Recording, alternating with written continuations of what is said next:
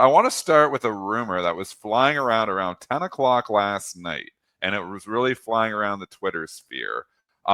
Being reported by independent journalist Brianna Morello that Fed Jerome Powell's firing is imminent. And then you had Congresswoman Anna Paulina Luna confirming this.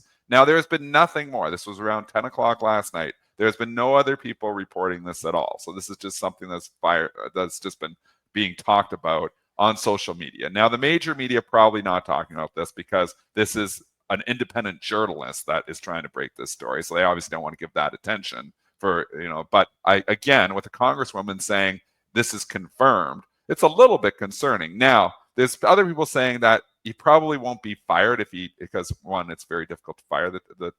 It can happen, but the process is very difficult. It's probably more that they would pressure him to resign, which obviously he's been pressuring him to resign the whole time with all the stuff that Trump keeps saying about him.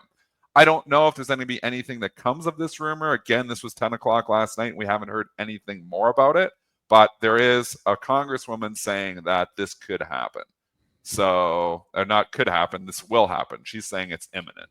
So whether that happens or not, we don't know. We're just reporting here. Just want to talk like repercussions from this, though, because you're thinking about it, and obviously nothing's been confirmed here. But what do you think the market's response, Joel? I want to ask you is, and Brentster could come in on this conversation too, because I think it's important. Hey, Brentster. Good morning. I think it's important we just kind of discuss this as a team. Like, let's just say, hypothetically speaking, that this rumor turns out to be true and Powell gets fired this weekend or something. What do the markets do? Because I saw this rumor last night. I was like, I don't know if that's good or bad for the S&P. Because here's my thoughts, and then you guys chime in too, is my initial thoughts are, well, the markets will probably like it because whoever comes in next is going to be a dub. There's no way Trump's going to let anybody come in that isn't going to lower interest rates on their first day on the job. So interest rate cutting will happen, almost immediately. I would think once they get a new Fed chair.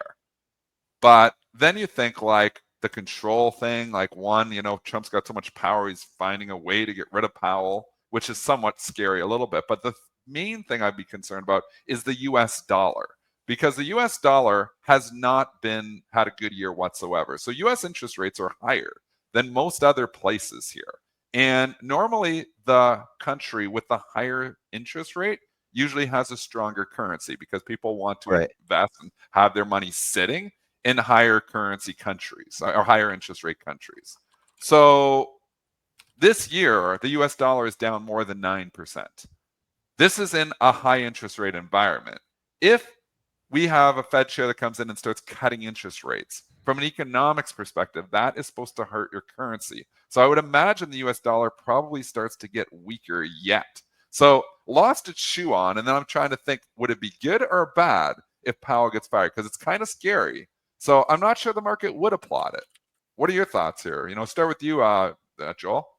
Well, first of all, Zena says, didn't the special counsel already say that he couldn't be fired? So I'm not sure. But then they're saying there's ways around that. So there are ways around it. And Brentster, like we've seen articles on this. There's ways to make this happen. But imagine the pressure, Joel. So let's just say, I think hypothetically it could happen. I think not hypothetically, I think it could happen because just the pressure being put on them. Like behind the scenes, we don't know what kind of pressure, Trump administration is putting on. He might just be like you were saying, Brent, like, I just don't need this crap. You guys are all over me. What do you want to do? Tank the economy, whatever, so he could resign too. That's a possibility. Anybody can resign. So that's a possibility as well if they put enough pressure on him. But I mean, we know Trump has been putting pressure on him nonstop since he got elected, calling him late to the party and calling him all the names, that he's calling him. And Powell's just ignored it because, he's just doing his job. So I think it could happen. I'm trying to anticipate what the market's response to it would be.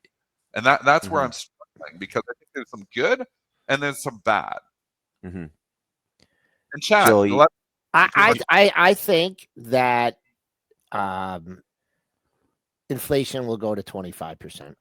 Oh, 25%. Maybe the real inflation, not the CPI. They would never let it go to 25%. Yeah. You drop rates like that. They would never calculate in any way for the CPI to go to 25%. So we know the real CPI is like 13 to 14. It's been Right. calculated. It did it the same way that they calculated it back in 1980. We're running around 14%. It's been out there. You can go research it. We know that's the case. But Joel, realistically, I'm the not an CPI is never going to be economist. allowed I'm to not go to an 25%. economist. They'll just cook the Okay. books. I'm not an economist. From what I've learned observing the markets over the years, is that lowering interest rates is a tool to stimulate a lagging economy, right? Or in a time of crisis. The dollar's in crisis, the market isn't. I hate to see what would happen if they did that and then we went into a recession and then things didn't slow down. I mean, I don't see a need for it right now. I don't. And I think I don't think the market There's would no need take to it lower well. interest rates right now. The stocks are Right. at all-time highs. But that's not the question I'm asking. I'm asking what would be the What is it? hypothetical reaction Yeah. to a firing? Because it's kind of scary that Trump has found a way behind the scenes to get rid of Powell. It's kind of scary. So there's Brent, I want to get your thoughts here too. Yeah. You have your scales here. You have your uncertainty, and then you have lower interest rates. Yes. Which one is the market going to put more stock in? I think initially, like right as it happens, I think the market would go higher on this because the market can't deny its prospect for growth from lower interest rates. I don't know how long that move higher would last when maybe some uncertainty starts setting in. The integrity of the Fed is like perceived as a sacred thing. The Fed wants to remain independent. They want to focus on inflation and growth only. And when there's other factors that can put that into a fluster, then it's a concern. I will just say, the perception by Trump that Jay Powell is late to the game. I mean, historically, objectively, that could not be more false. The Fed is the leader. When the financial crisis was happening back in the day and the Fed was doing these things, Europe was following like 30, 60 days later. Fed has historically been the leader. So you got to question, yes, I understand Europe is lowering rates right now and the US is not. Is that because Jay Powell is late to the game, or is it because they know more than a lot of the other central banks out there? I think that long term, I think the uncertainty would outweigh this move higher initially at the prospect of higher growth. But Dennis, I think you're hitting the nail on the head when you shift this conversation to the dollar. I think that's kind of your like most relevant thing to consider here. I think it's important. I mean, you can see it through the UUP or whatever you want to show it through. There's the dollar futures. There's the dollar futures. Yeah, I mean, and if you look, this year has been really rough, and we're down about 9%, looking at it. And obviously it depends on the currency you look at it against, but when you look at it against the basket, the US dollar is not having a good year. I mean, in relative terms, so in absolute terms, the S&P is up about 5% this year. In relative terms, it's down 4%, meaning that in other currencies. So I'm Canadian, and I have a Canadian RSP that is full of US stocks because I know US stocks well. I like the US. I believe in the growth. I invest heavily in the US. I look at my performance in Canadian dollars in my long-term retirement account, not talking my trading account. My trading account's done very well this year. But even that, I've obviously, got a lot of US dollars in there too. That currency, when it translates over, on some of these stocks that I'm up in, I'm actually down in because the currency has done so crappy in the last, 3-4 months against the Canadian dollar. So we were 147, we're now at 137. So, I mean, you've quietly just lost 7-8% here. So world investors investing in the US are actually down this year for the most part, in their own currency. So that's, so then you think about this scenario where, man, the US dollar has been doing really crappy in a high interest rate environment. What happens if they actually start lowering rates to the US dollar? Does it get way worse? Because a high interest rate environment is supposed to have a strong currency, and it has not been the case.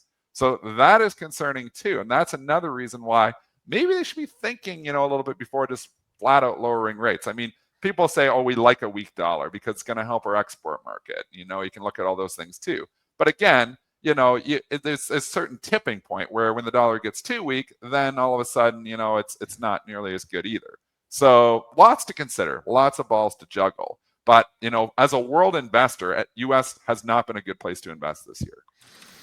I think just putting like an overall perspective, because we don't know what's going to happen, right? We don't know if he's going to resign, get fired. We don't know who's coming in here. I just think you just have to look where are we at in the market. We're in this environment, and this has been a Teflon market. It doesn't care about anything. It doesn't care about a war in Iran. It doesn't care about Russia, Ukraine. It doesn't care about tariffs. So why should it care who the Fed is? I mean, the momentum is the momentum. It's a momentum market. We're heading higher. If it comes to fruition, we'll see what the price action is. But right now, this market ignores absolutely everything and relentlessly moves higher. Now, yesterday we could look under the hood and it wasn't the greatest day, but what bothers this market? Is that even going to bother this market at all? We'll have to see what the reaction is. And these rumors may not come. It's just rumors we're talking about, but they were from an independent journalist who I think we mentioned the journalist, and then Congresswoman Anna Paulina Luna is confirming this. So maybe this rumor is coming from her. 800,000 followers on Twitter. So it's not nobody here. It's Right. somebody. It's a congresswoman. So it is possible there's something here. It's also possible there's nothing here. Again, no major media is reporting it, but I think, it's important to talk about these rumors when they're being spread around on social media. And, just hypothetical repercussions to the market. It's an important conversation as well. So I know some people are frustrated because they just want to talk charts and they only want us to look at stock charts and that's it. But I mean, we need to, give context to it all, because I tell you, if Powell gets fired this weekend, your stock chart's not going to matter. There's going to be a serious reaction one way or another. We're trying to anticipate that reaction by having a conversation together so that we're ready if that happens. All trading is rant time and tangent time. All trading is being prepared for the headline, because the headlines make the charts. They make the charts. The charts are there, the technicals are there, but the headlines build it. Just like we're going to go to the Goldman Sachs earnings, it's those fundamentals headlines that are building the Goldman Sachs charts here this morning. So it's important, if you can get ahead of the headlines and say, I'm anticipating this is going to be the reaction, then you'll be ready if that headline actually happens. If it doesn't happen, well, that's what it's all about. It's just doing your homework and being ready when the time happens. That's all, I want to talk about.